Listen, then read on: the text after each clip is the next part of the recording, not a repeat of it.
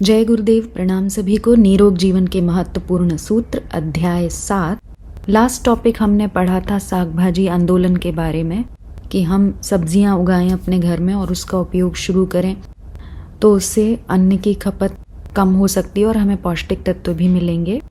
आइए इसी श्रृंखला में आगे बढ़ते हैं। आंदोलन का मुख्य स्वरूप। साग भाजी आंदोलन का मुख्य उद्देश्य है खाद्यान्न समस्या का तत्काल हल, पर इसके गौण लाभ अनेक हैं।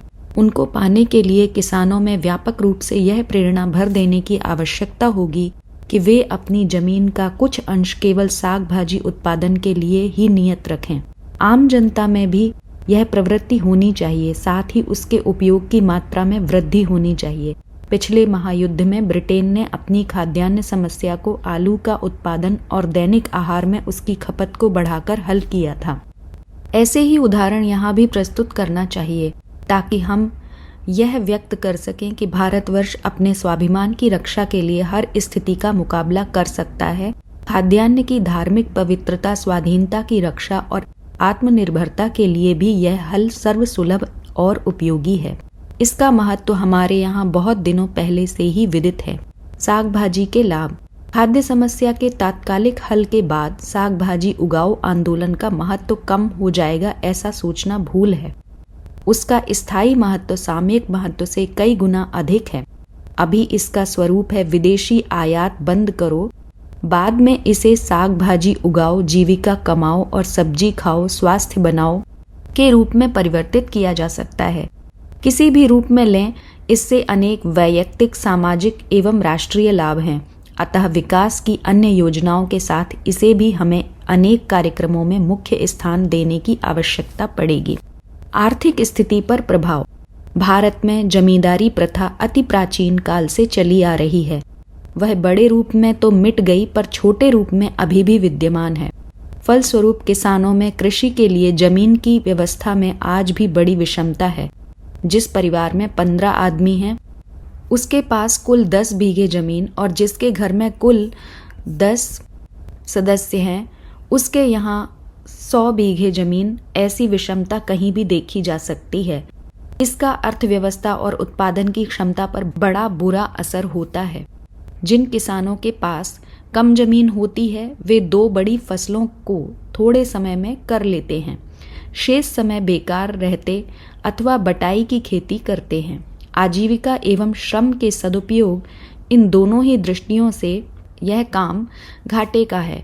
राष्ट्र की अर्थव्यवस्था पर इसका बुरा असर पड़ता है। इसका स्थायी हल तो जमीन का समुचित वितरण ही है, पर जब तक वे मान सकें तब तक जिनके पास जमीन कम है उनके लिए यह उपाय ठीक है, ताकि अपनी थोड़ी जमीन में साग भाजी की फसलें उगाएं और अपना खर्च निकाल लें। श्रम व्यर्थ न जाए और अल्प साधन वाले किसानों को भी आजीविका की पूरी व्यवस्था बनी रहे, इसके लिए साग भाजी का उत्पादन बड़ा लाभदायक है। एक ही खेत में वर्ष में 3-4 फसलें आसानी से उगाई जा सकती हैं। थोड़ी सी सिंचाई की व्यवस्था कर ली जाए तो कम जमीन वाले किसान भी अपनी पैदावार कई गुनी बढ़ा सकते हैं। पिछले वर्ष कोकिकमपुरम, मद्रास के एक किसान को वहां की पंचायत ने इस बात पर पुरस्कृत किया था कि उसने 2 बीघे खेत से वर्ष में आलू, मटर, बैंगन तथा धान की 4 फसलें उत्पन्न की। इससे उसमें उसे पिछली आमदनी 300% की जगह 800 रुपए की आमदनी हुई। इस किसान ने अब नियमित रूप से अपनी जमीन में फूल और सब्जियों का उत्पादन प्रारंभ कर दिया है। कम साधन, आमदनी अधिक।